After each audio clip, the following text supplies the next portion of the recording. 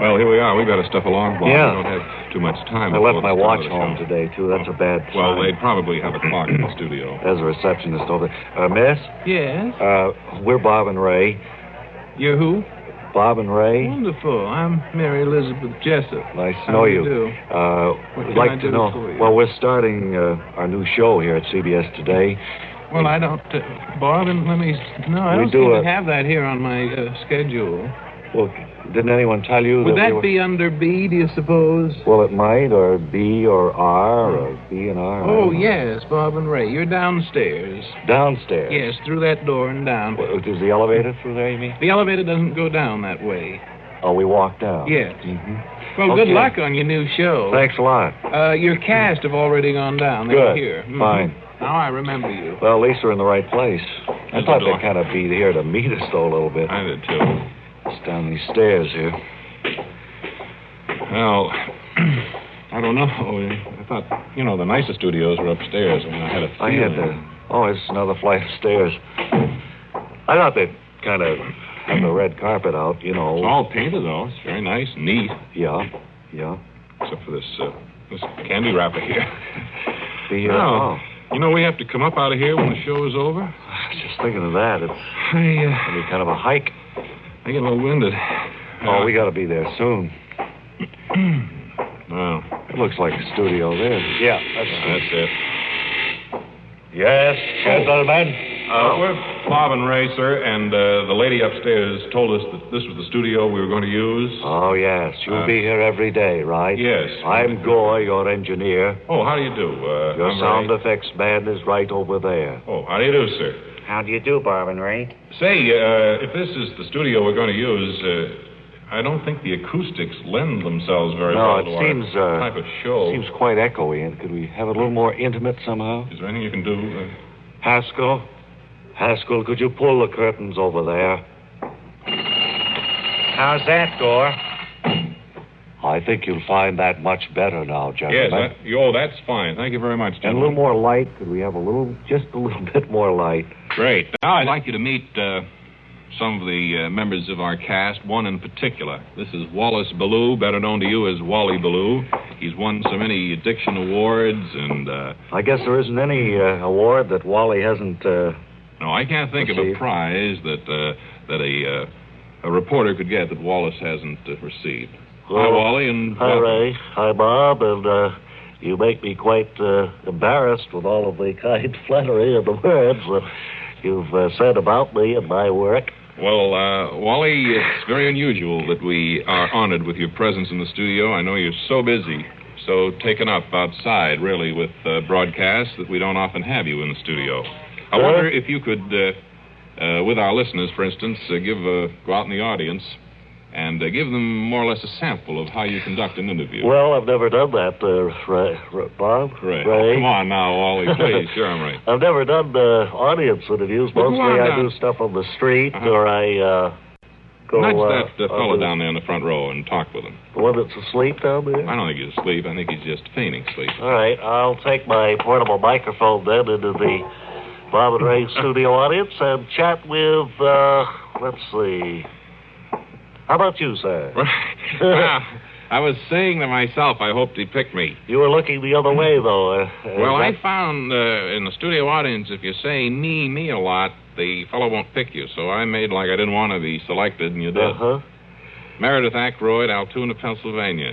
What's your name, and where are you from, sir? My name is Meredith Ackroyd. I'm from Altoona, Pennsylvania. Wonderful. And how did you happen to come up to the Bob and Ray show? Well, I'm on my vacation. Or rather, come down. You'll notice we're in the cellar. I noticed that. Well, I'm here on vacation, and I got a free ticket, and I came in to watch the show. Wonderful. Have you had your vacation yet, sir, in this fine weather that we're... Well, I'm on my vacation now, Mr. Ballou. Oh, you're on it now? Yes. Where are you from? Altoona, Pennsylvania. Wonderful, and I suppose you'll be here for some weeks, will you? Well, this is my last week. I go back to work next week. When do you return to your job? Next week. This is the last week of my vacation. And it's the first one, too. Huh? It was the first and last week of my vacation. 1 week. Have you been enjoying your stay here in Very much. New York? Yes, sir. I work for the railroad down there in Altoona. And what I do, Mr. Ballou, is I'm in charge of washing cars, train cars. Is there anything interesting we could talk to you about, sir? Maybe what you do or what line of work you're in? Yes, I think so. You see, I wash train cars. Try to get unusual people with unusual jobs, that kind of thing. Yes. Maybe you could tell us about yours. Well, yes. See, I wash these train cars, Mr. How much time do I have, engineer? And we have some funny things happen to us on that job. I say I wash these cars, and we have some funny things happen to us from time to time. Must be some stories there that would be interesting for us. Well, we use a warm, soapy water at first to get off the grime that attaches itself to a train. And we don't wash the engine. I want to make that clear. We wash the cars, and we use a small toothbrush to get any difficult stains off. And then we wipe it. Rambling along, but how we am I wipe going it to down cut it then off? with Irish linen towels. I'm a man of the street announcer, not a studio interviewer. Actually, I suppose the only unusual thing that would happen is when a window is left open in one of the cars, and we let the water in that way. Huh? I said, I suppose the only unusual thing would be when accidentally a window would have been left open and some water would have entered the car. Sure. That way. It would. Do you have a family, sir? You married? Have children? Yes, I have. How many? How many what? Children. Oh, I have 4 children. Are they with you here on your vacation? No. Fortunately, they couldn't make it with me. As a matter of fact... Well, what else can I ask of? I didn't want to take a vacation with my family. You see, I'm with them 51 weeks of the year, and I thought that I owed it to myself, Wally, to get away for this 1 week, all by myself, here in Chicago. Wonderful to talk to you, sir, and I want to thank you very much for taking the time to drop by and Obama. I appreciate having you in our office. Thank you, Wally. All right, Ray. Okay, back up here on the stage. Come on up. Wally, I think you did a very good job. I know you're not used to that. I'm not cut out for that kind of thing. I understand. I need to go on a news thing. I'll sit over here quiet. Say, stand by right now for what we believe is one of the most unusual and exciting offers ever to have been made by our Bob and Ray Laboratories. Today we announce our latest kit, the Help Bob and Ray to Fame and Fortune, and a worry-free old age kit.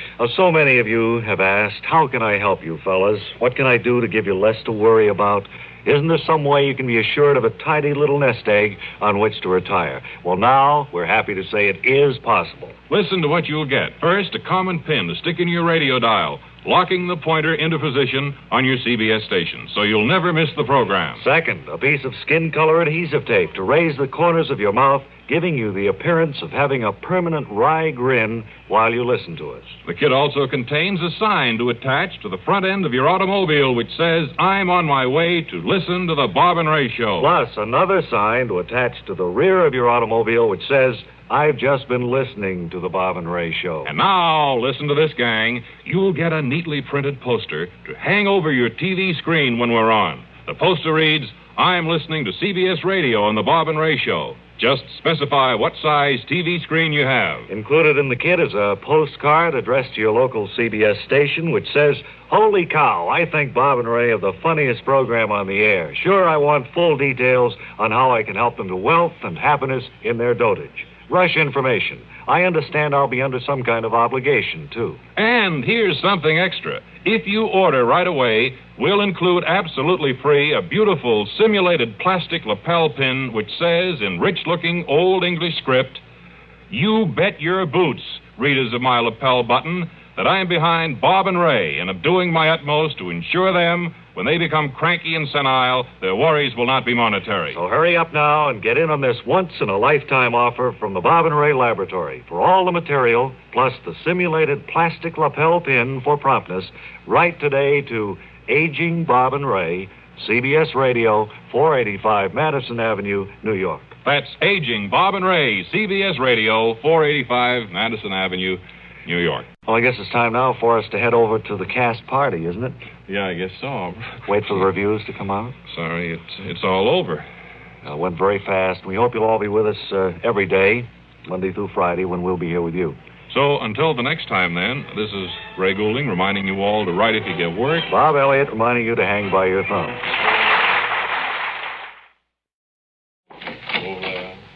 Can we have a little bit of Charles's theme, please? Sit right down here, Charles.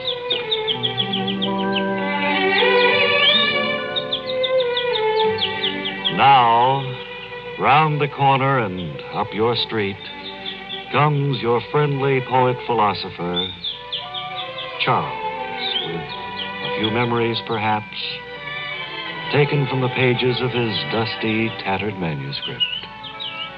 Charles. Hi there, everybody. I have a poem called Memory. I walked through the sands of memory by the rocky shore of my trampled heart. And as the endless waves of foaming sentiment coursed through...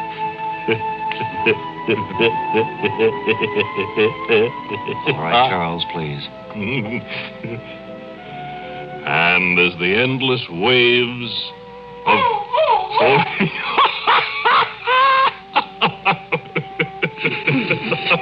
Charles, I'm afraid if you can't control yourself, you'll have to discontinue. Why don't I feature. take it from the top? No. You want to try just once more, Charles? Perhaps if we move the bird. I walked through the sands. No, I'm afraid you can't this time. Charles the poet, be coming around the corner and down your way someday real soon. And until then, as always, he says... So long now.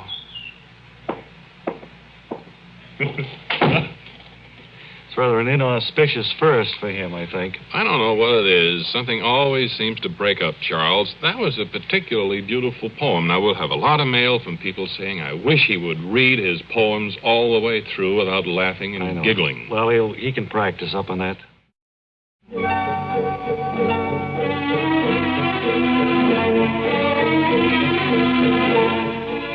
Time now to join Ace Willoughby, international detective, as he involves himself in the Marrakech affair.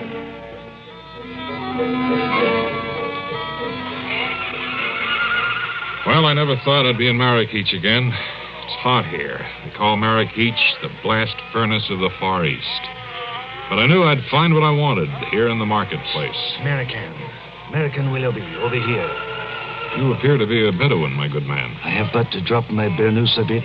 You will see it is your old friend, Lieutenant Dautier of the Algiers police. Well, it is you, Dautier, but I thought... This old French policeman is one tough man to kill.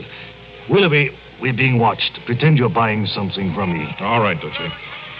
Arab, how much for those string of beads, the ones with the different colors? Now, listen closely. Here are some papers. You will be known as Pepe Perdue, first mate on the Lisbon Queen. That's too much for just beads. How much is that miniature bronze camel with the wristwatch on its neck? Stop shouting, American.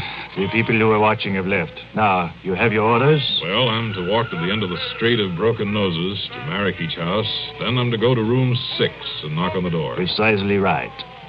Say, Dautier, who are we after? If I knew that, my friend, I'd know a lot.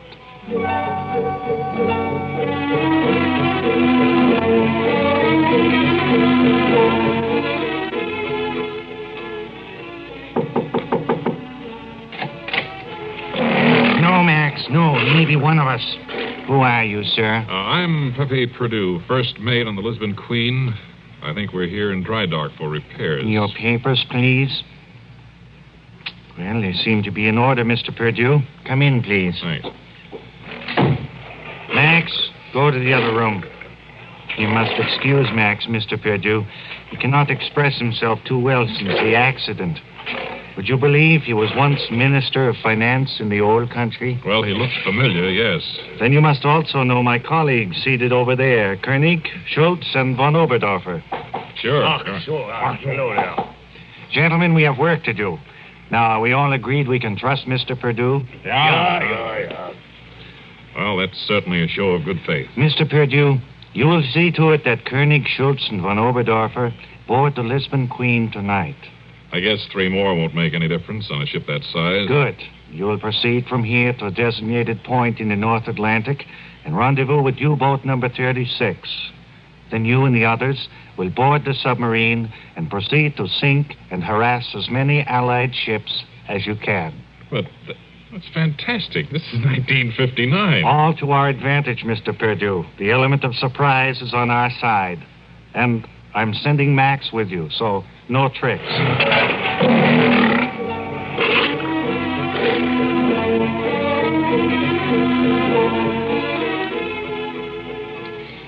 Oh, Mary Magoon. Yes. We had quite a discussion with you yesterday, but I thought maybe today we could point out some of the items that you are so well acquainted with in the society world. Could you tell us anything that's happened in the past week? Well, I have some interesting material that I'd like to inform you about and the listeners.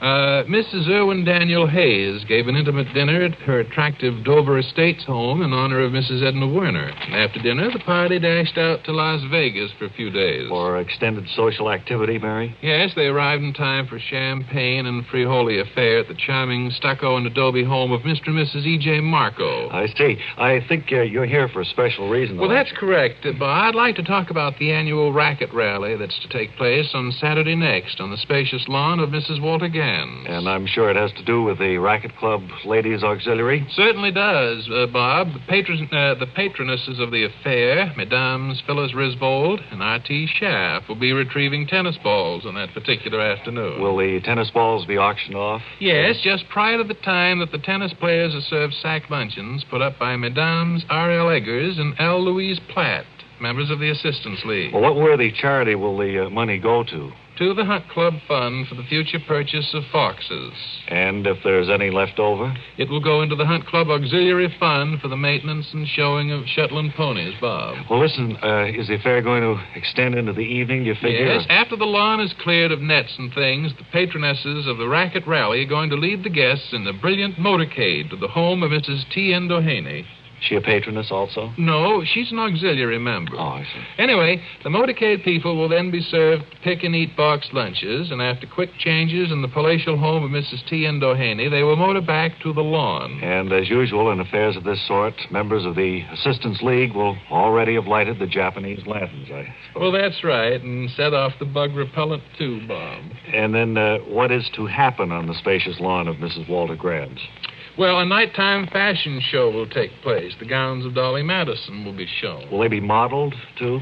No, they're musty old things. Mr. Richard Tebby will pass among the guests and let them finger the famous garments. That doesn't sound like too much of a fashion show to me. Well, Kenneth Boqua, who borrowed the gowns from the Madison collection, will make pertinent comments on the garments as they're passed, and slides will also be shown. Slides of what? Well, the patronesses got together in a series of fashion tableaux depicting high-fashion styles for the year 3000. The old and the new, is that it? Well, I think the elegance will be the keynote of such a combined fashion show rather than the old and the new. Well, any last word, Mary? I'd like to congratulate Miss Florence Richards on her engagement. Her fiancé is Leon Oates, a graduate of the exclusive Coker School in Pittsburgh. Well, thanks, Mary, and I know you're on the committee to purchase tennis balls, so I won't keep you any longer. Thank you very much. Our time is up pretty near anyway.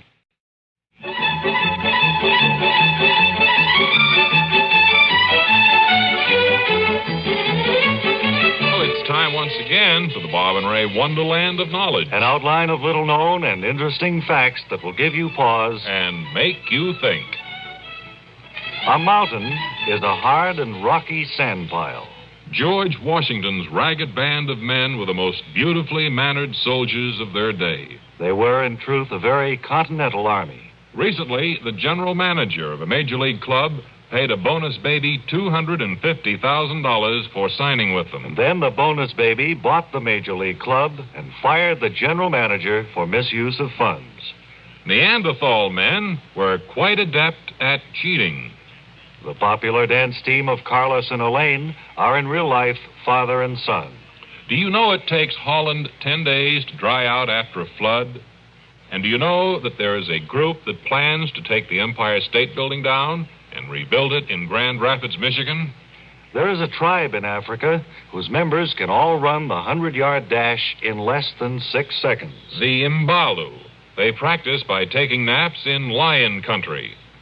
Taking the cotton out of a bottle of pills before using them is regarded as a sign of intelligence in some societies. A franc note can be counterfeited on facial tissue. There is a species of fish, 6 inches long, which chases sharks for hundreds of miles. They are called fool fish. A city, say Philadelphia, can now be wiped out in a matter of seconds. Yeah, but when?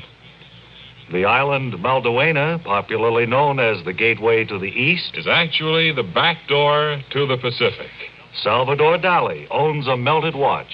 with an eye in the middle.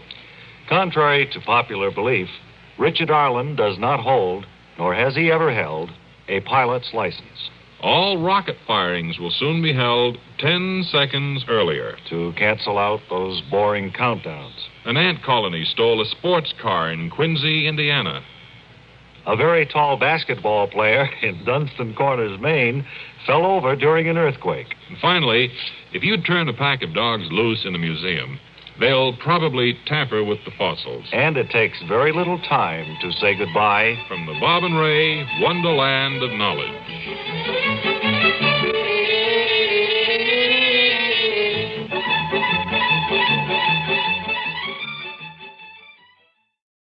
The engineer is nodding, Bob, which would indicate that Wally Ballou has called in. No, sleeping? No. Wally Ballou has called in, and he's up in New Britain, Connecticut, for another remote broadcast. This is radio's blonde-haired Wally Ballou, winner of 27 Diction Awards, speaking to you from a factory in central Connecticut.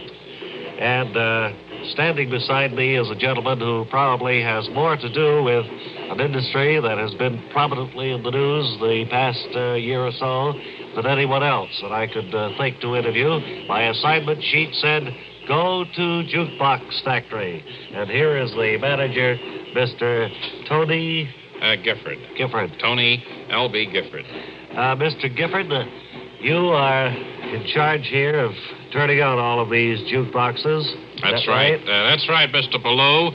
This factory has been in business since shortly after the last international misunderstanding. We went into business in 1948. From that time on, we have been increasing our production of these jukeboxes because of the increasing demand for them. I might say that the first reaction to me, a highly regarded radio reporter, upon seeing the inside of your factory, Yes. is that nothing looks like anything I've ever seen before. By that I mean, Be I careful. don't see anything Careful over there.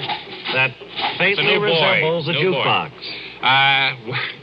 Faintly resembles. I say I don't see anything that does Well, faintly of course, resemble. right here, Mr. Ballou, we're in the fabricating division. You just saw that young fellow over there, Wilbur, working on Yes. Well, now he takes he puts the box together actually, and then it's varnished and painted and sent out to the warehouse where they're packed, crated, and shipped to various distributing points around not only America but all over the globe. We do an international jukebox business here. That I understand, but what I meant was where does the needle arm, where is that assembled, and where are the record racks and the colored things that go up and down in the front of the jukebox? Where are those put on? Well, we've never made a jukebox such as you described. We have used colors.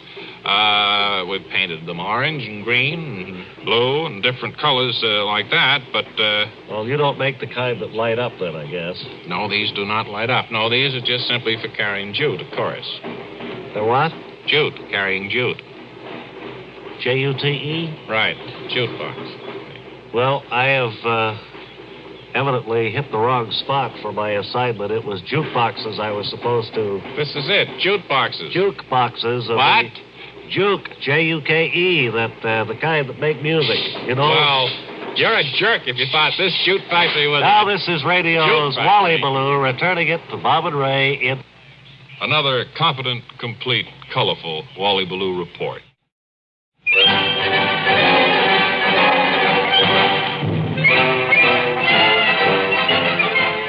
Hello, and welcome to Testimonial Time.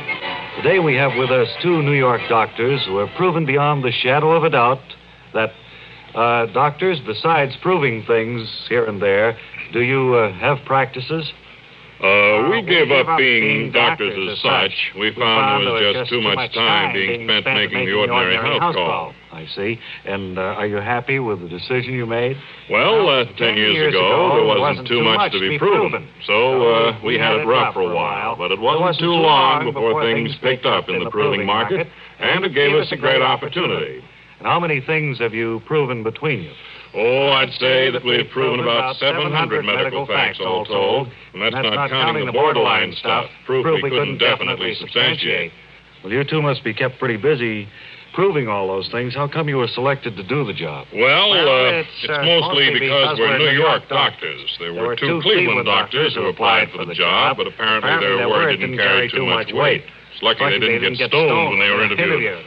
And is the purpose of proving things, do you find more lucrative than that of having just a general practice?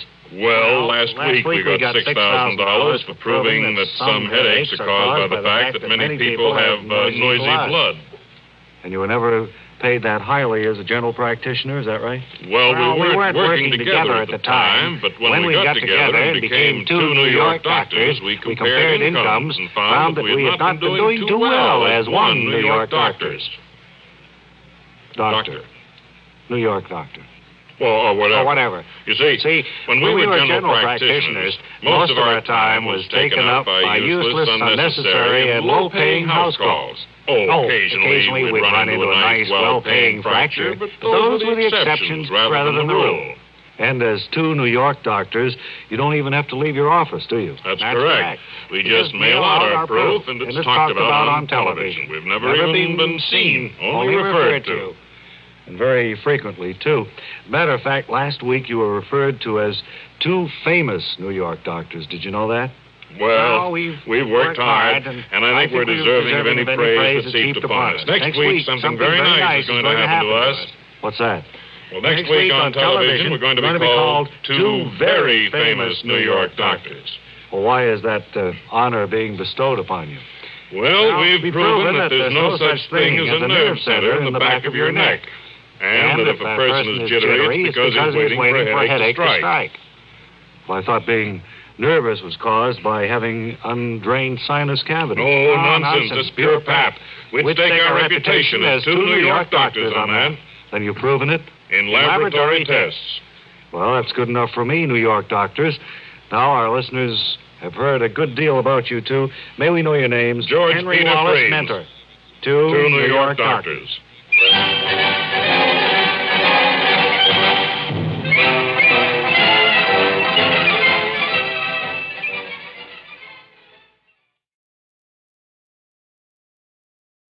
And now Bob Elliott and Ray Goulding present the CBS Radio Network.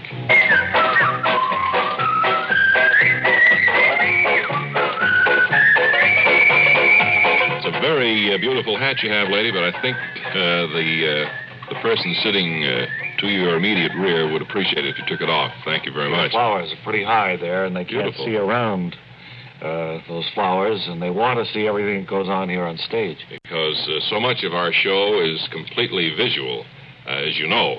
And if you can't see it, then you're missing probably 3/4 of it, wouldn't you say, Bob? I would say that. I've always found that actually the experience of seeing a Bob and Ray show from the audience is much more heartening and... The way you fellows move about, or we fellows, I should say, move about and make wonderful facial expressions, I think is so much a big part of the show that those of you who are listening on radio are deprived of, I think maybe 90% of the enjoyment of the show, the more I think about it. You people listening on radio could have a picture to go along with it. If you could see the face that Bob... Gee, if they could only invent something like that. Oh, if you just saw the face he made when he said that. Wouldn't it be great if they could come up with something whereby they could see a show and hear it at the same time? Oh, what do you mean? You mean you sit there at home and have the radio turned on? And see the guy? And see the person or persons? Well, they couldn't get a picture on that cloth that covers the speakers. Well, I tell you what, if they can hit the moon, boy, I think human beings can come up with something like that. And I would be the last one to bet against it. You Bob or Ray now? Transmit a picture through the air. I'm Bob. Bob. You're spoiling my train of thought now. I'm Sorry. just trying to... I'm rather technical. just watching you then as you were trying to think of something there. Did I have a good funny. facial expression there? Wonderful. I'm sorry everybody's missing these because they could mean something.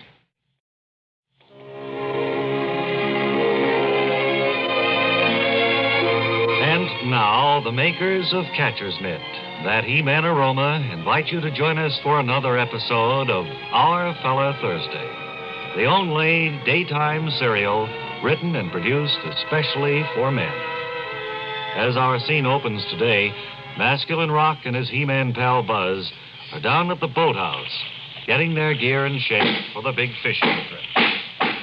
Say, do you really think you should be lifting that heavy hammer, Buzz? I mean, after all, it's been such a short time since your operation and all. I was down to see Dr. Morton yesterday. He said I'm fit as a fiddle again. I feel wonderful, like I could dance the night away. Well, I'm so happy for you, Buzz. You know, we're all a little worried when old Dr. Farcroft retired and left your case in the hands of Dr. Morton. He's been practicing for such a short time. And, you know, we all feared the worst. Well, I had complete confidence in him all along. But your illness was so rare. Webbed feet in a man your age is almost unknown. Yes. And, of course, I was so run down when I went into the hospital, too. I cried myself to sleep every night for months thinking about Sylvia. You're better off free of her, Buzz. All of the men over at the Legion Post say so. Well, I try to tell myself that, Rock, but sometimes it's so hard. Naturally, her happiness means more to me than anything, but coming home to a dark, empty house every night, it isn't easy to be brave. But she left you during your temporary blindness, Buzz, and then running off to marry that dry goods drummer. You must have a heart as big as all outdoors to forgive her. I've never been one to think of myself, Rock. You know that. Even when the custody of little Debbie came up during that nasty divorce mess, I had to put my own desires aside, even though my heart was breaking. Well, everyone in River Bottom knew how you must have been torn apart inside. The men at the Elks Club were all talking about it. The little Debbie was all I had left, and now she's gone. Do you have a handkerchief? Yes. Here. You can keep it. I got it back from the laundry by mistake, anyway. Thanks a lot. I know I'm acting like a silly schoolboy about this, but I gave Sylvia all the love and affection a man can give, and I guess it just wasn't enough. Sylvia was a hussy. Everybody down at the Farm Bureau said so. I suppose so. I know I have to pick up the pieces of my life and go ahead for Dad's sake. Yes, you have to think of him. Incidentally, did I show you the new spinning reel I bought for the trip? Oh, please, Rock, don't make me look at it now. I suddenly feel very strange, almost as if my old trouble were coming back. Well, look, just lie down on that old pile of fishnets. I'll go for Dr. Morton.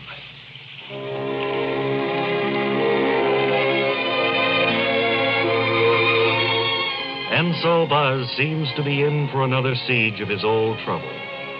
Will this bring Sylvia back to his bedside? Be sure to listen next time when we'll hear Rock say, If only there was some way to prevent them from dragging the whole nasty mess through the newspapers again. That's in the next heartrending episode of Our Fella Thursday.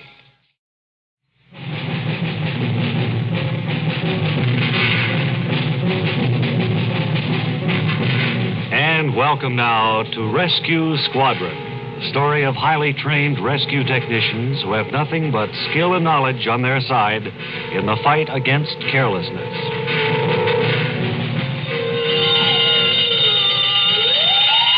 Well, that sounds like a number one alert, Johnny. Let's move. Right, Tom. Let's mosey fast.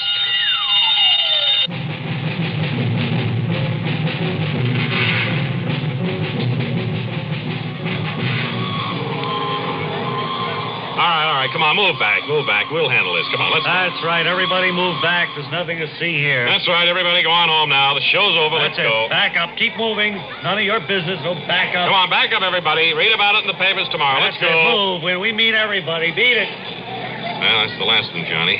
You know, Johnny, if we could only make folks understand that they hold up rescue operations when they stay on the scene. Well, that's right, Tom. Folks don't realize it, but they do get in the way, and it makes things difficult for us. Say, Johnny, now that we got the crowd moved back, what happened here? I don't know, Tom. I I guess the people in the crowd we moved back would know. All right.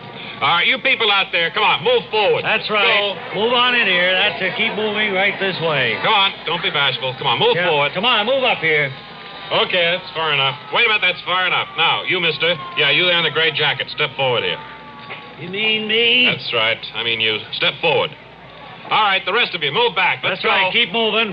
You're just holding up things here, so keep moving right back there. Okay, now, stay there. This ain't a sideshow. Yeah, if you want to know what happened, see it in your local news show tonight. Now, shove off. That looks like they got it, Johnny. Yeah. I think we got it across to them. They're going home where they belong. Yeah, where they belong. Right. Now, you, mister, in the gray jacket, what happened here? Gee, I don't know. I was asking some of the people in the crowd when you called me over. And they didn't get to tell you, is that it? No, you called me out. You said step forward, and I did. I never did find out what happened. Well, listen. Crowds can be a nuisance at the scene of an accident. So would you run after them, find out what happened, and run back and tell us? Johnny and I would appreciate it. Sure thing. I'm anxious to know myself. Okay. And look, come back alone. Don't bring up any of the crowd. You'd be surprised how they slow up rescue operations. And chalk up another one for Rescue Squadron.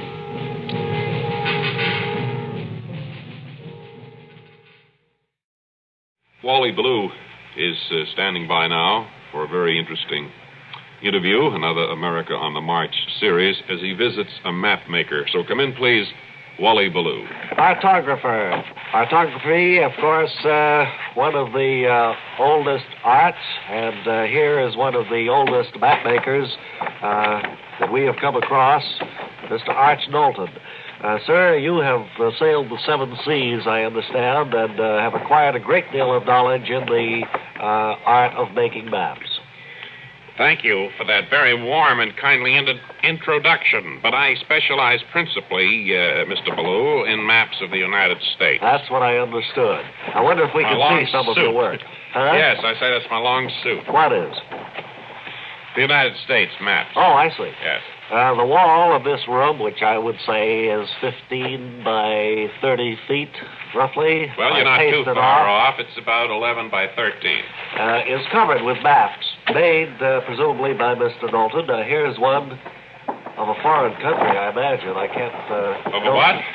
Isn't this some small foreign country? I don't recognize the outline. That's your own United States, Mr. Ballou, yes. Well... You've got Florida there on the west coast, haven't you? Well? I mean, that little peninsula down there is just about 200 miles below San Francisco, I'd say. Well, yes. Well, what? Well... And look, where would you have it? There's Cape Cod jutting out into the Great Lakes. I think that's the Great Lakes. Or... Well, I wasn't too sure. I'll be honest with you. I'm not a stickler for details. Well, where do you get your information? Is it just what you think a map should look like, or...? No, I travel around quite a bit, and well, I don't know. I'm just careless, and it's bugged me all my life. What's this over here? That's Hawaii, right next to Illinois. Well, Hawaii, I think I might tell you, is in the middle of the Pacific Ocean. Well, now that, of course, I couldn't waste the paper to put in a lot of blue ocean, so I just brought Hawaii over. Yep, but where does Cape Cod go? I can move Well, it goes over to the right side of the map. Hand me those as you look at it. Well, I'll just tear it out. I was tearing Cape Cod off to the left of the map and sticking it on right up there by, what is that, Mexico? Yes, New Mexico. New Mexico. That's right. And, now, that looks pretty good. It even looks more symmetrical there. Well, it looks better than it did over on the West Coast. But now you've got the Rocky Mountains going down through Tennessee there. Do you sell many of these maps, Mr. Knowlton, or...? Yes. There are a lot of people use them for gifts, and a lot of people who specialize in geography like to get a hold of my Do any schools buy these? Yes. Well, I certainly hope that the word goes out that they're not exactly accurate. But it has been interesting to see the products of your labor. How long does it take to make a map of the United States the way you do? Not too long. I can put one up, draw it, paint it in, and about a day and a half. But now that I have to move a lot of Cape Cods, and I have about 400 in the back room. So I'm already made. Right, so I'm going to have to move a lot of Cape Cods by the Christmas season. Well, I hope you get it all done in time, Arch Knowlton. Your engineer's signaling you to hurry up. I am hurrying up, engineer. I know the time. Well, move on. Thank you very much for talking with us. Now back to our radio studios.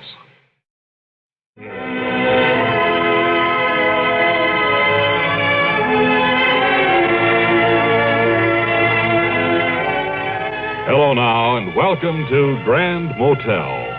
A speck of a place, a heck of a place on Route 14 near Hadleyville, where the mountains reach the sky and living is as easy as pie.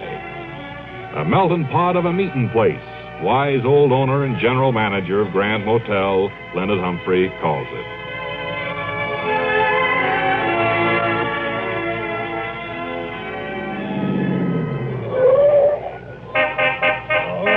All right, I'm coming. Well, hurry up. Hi, son. Sorry I took so long. I was serving the continental breakfast to some of my guests. My name is Leonard Humphrey.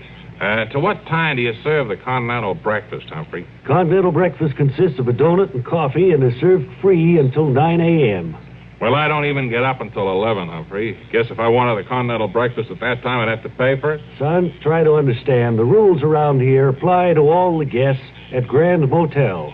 I'm not a hard man, but I got to respect myself by keeping the rules. Well, you can whistle for my business, Humphrey. So long, buddy. Good riddance to bad rubbish.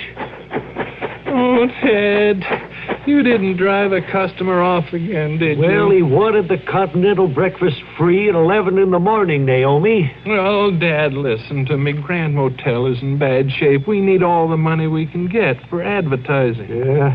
We have to get you to Denver, Dad, to the Safety Match Company. We've got to get Grand Motel on matchbook covers. Oh, that's little more than a dream, Naomi. The Safety Match Company wants to charge us $2 1,000 for our name and a picture of Grand Motel on the cover. And we got to do all the writing and drawing ourselves. Well, I'll go back to cabin 6 and start the preliminary sketches. Oh, and Dad, remember, we need customers here at Grand Motel badly.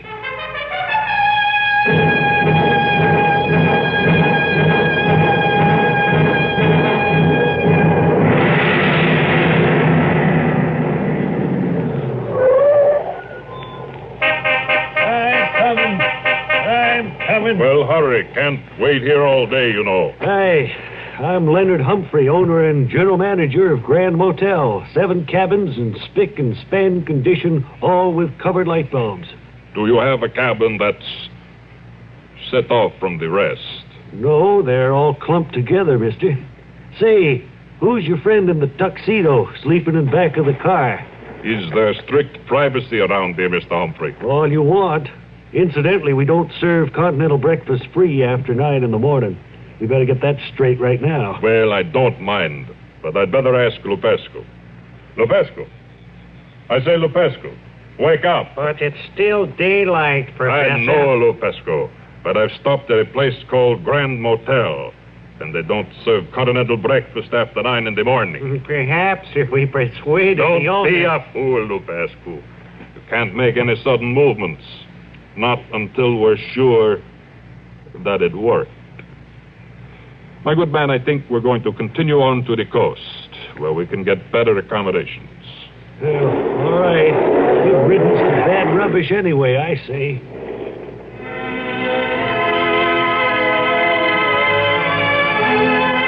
Will Leonard Humphrey continue to turn away customers through his stubborn insistence that continental breakfasts will not be served after 9 in the morning? And will Leonard Humphrey ever get to Denver and the Safety Match Company? We'll see here on Grand Motel. Well, why don't I take a moment right now for a preview of those fine mystery and adventure dramas that'll be coming our way on CBS Radio this Sunday. Well, first, of course, there's yours truly, Johnny Dollar, who'll be telling you about a case that involves a beautiful blonde, a shaggy dog, and this will interest you, Muriel, an over-talkative parrot. That's the case Johnny calls the murdered mugwump matter. Then, suspense brings you the electrifying tale entitled 115 Volts AC and DC, starring the late Captain Marvel. Also, in the package, you'll find Paladin, whose famous card reads, "Have gun will travel." Sunday, he'll be riding to the aid of a grizzled recluse who promptly puts a slug through him. Not to mention Gunsmoke, who celebrated U.S. Marshal Day on, will be taking a breather. Next Sunday's Gunsmoke will be devoted entirely to a smooching session between the good Marshal and Dodge City Kitty. All right, now, don't get excited, Chester. All right, Mr. Dillon. Now, remember, all 4 of these top mystery and adventure dramas will be coming your way Sunday on CBS Radio, so be sure to be listening. You know, I think the program department is pulling our leg. I've heard a lot of synopses in my time, but those sound pretty peculiar to me. Well, you may have a point there. Guess we'll just have to listen, I reckon. Yeah. Come Sunday. They have a point there, too.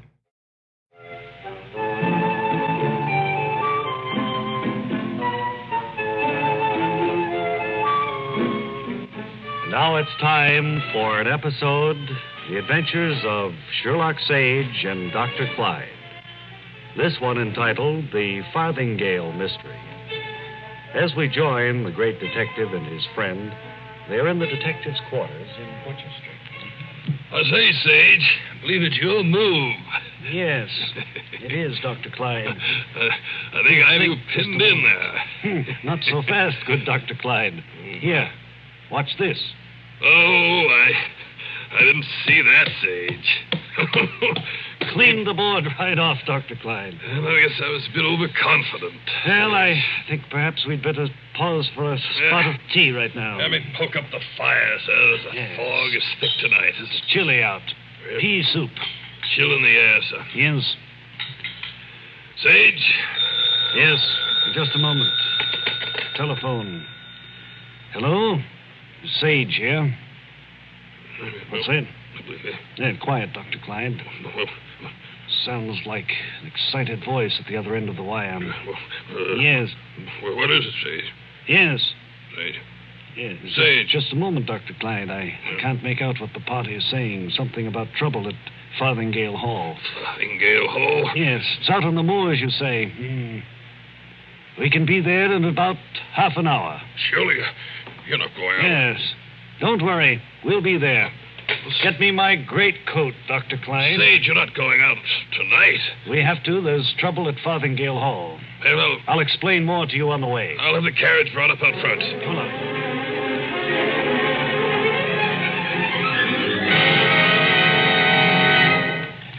Faster, driver, faster. It's an emergency. Sage, I'm afraid we're going to get into trouble. I don't know if this carriage can hold the speed. Aye, it's cold and dank here on the moors. Look, over there. Wouldn't you say, Dr. Clyde, that that's Farthingale Hall? Yes, that's it, Sage. I was here many years ago. It's all grown up to weeds now. Hardly believed there'd be a telephone connection way out here. Driver? Oh, Sage. Yes, Dr. Clyde. There's no driver, Sage. Yes, I knew that. I knew that when we left. You knew there was no driver? It's all part of this strange plan. I'll tell you more about it later, Dr. Clyde. Well, I don't think I'm going in there, Sage. Have you noticed there's only one light burning in Farthingale Hall? This is the great door. I'll open the door, Sage. You better go in first. You're a little sprier than I am, Sage. Have you got your lantern handy, Dr. Clyde? Yes, I have, yeah. All right, follow me. Just a moment. Look, Sage, look. What is it? Suit of armor. Looks to me as though it was moving. It is moving, Dr. Clyde. That's part of the master plan. What is this? Pay no attention to it. Come along, follow me up the stairs here. I'm a pretty old man for making stairs like this. You're doing well, Dr. Clyde.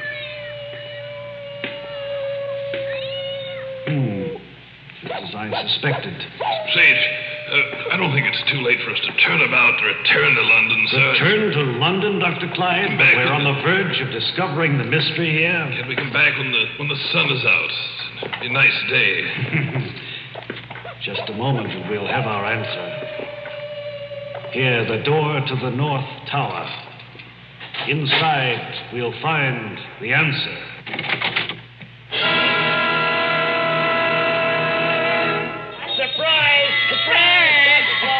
Happy birthday, Dr. Clyde. Yes, happy birthday, Dr. Clyde, from all of us. What's the meaning of this saying? You had forgotten, Dr. Clyde. Today is your birthday. Who dropped the ice cream, man? The butler did it. Yes, are you actually surprised, Dr. Clyde? The master plan, Sage. Master plan was to get you here without you knowing that we were having this little party for you. Well, how do you explain the driver and the... Oh, the driver was much faster than the horses. He ran along ahead. The suit of armor down... Oh, that's eccentric Lord Windesmere, your distant cousin. Well, I have wonderful friends. Happy birthday, Dr. Clyde. So all turns out well for Sherlock Sage and Dr. Clyde until their next episode. Here now, then. Salvatore Bagatelle is seated next to me at our Bob and Ray table. And as we mentioned before, he's here belatedly to celebrate Columbus Day, which we unfortunately forgot about. Salvatore, nice to see you after a year's absence. And, well, it's very nice to be back.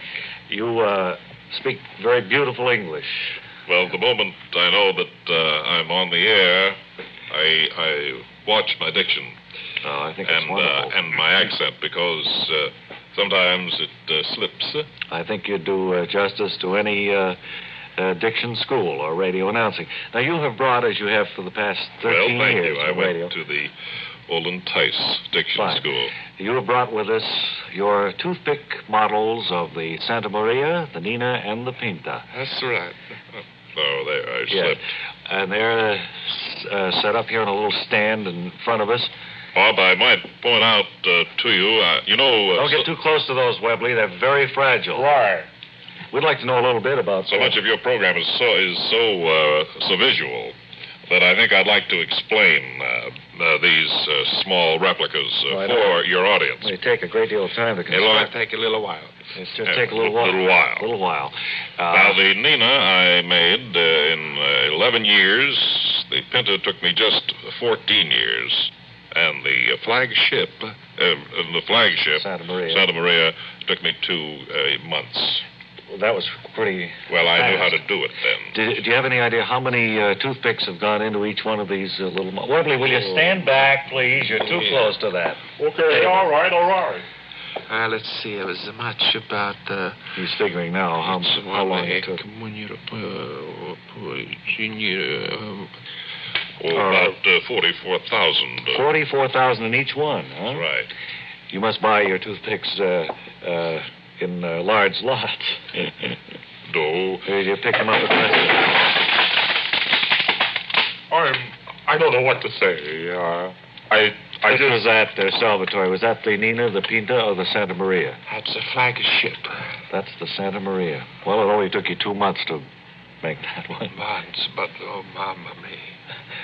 Salvatore, we're still on the air. I wonder if you'd speak up a little bit. Webley, that was terribly awkward of you. If there's anything I can do, if I can give you $5 or something. Well, $5 will not repay this man for 2 years' work and 44,000 toothpicks, which he's glued together to make this model. What's that, Salvatore? I was just thinking. That has been valued at must be worth $15,000. And this idiot offers me $5. Well, that's all he had. I mean, that's a fair offer from someone who doesn't have much more, I think. I mean, $5 out of Webley's pay would leave him pretty well broke for the week. I tell you what, maybe if I just got up and stood beside these while you finish talking about them, we can protect them a little bit better. I am sorry. Truly sorry. Webb, I guess we're both in the same boat. Yeah. I knocked one over there. And... Well, 2 different boats are in. You're in the Pinta and I'm in the Santa Maria. Yes, that leaves the Nina in good shape there. Say, who made these lovely boats? Mr. Bagatelle here. Lovely. They look just like the boats that Columbus came over... That's what they are. When he discovered our country in 1792. Yes, they're models of those 3 ships, which had... It's 1692, stupid. It's It's a 1492, yes. Where have you displayed these, Mr. Bagatelle, if you can pull yourself together? They have been at all the principal world fairs. Brussels was the most recent one. Mm-hmm. And there was at the New York World's Fair. New York World's Fair, yeah. New York World's Fair in 1939-40. Didn't you have them out at Massapequa this past summer, too? That's right. At Lake Ronkonkoma, they were on exhibition, too.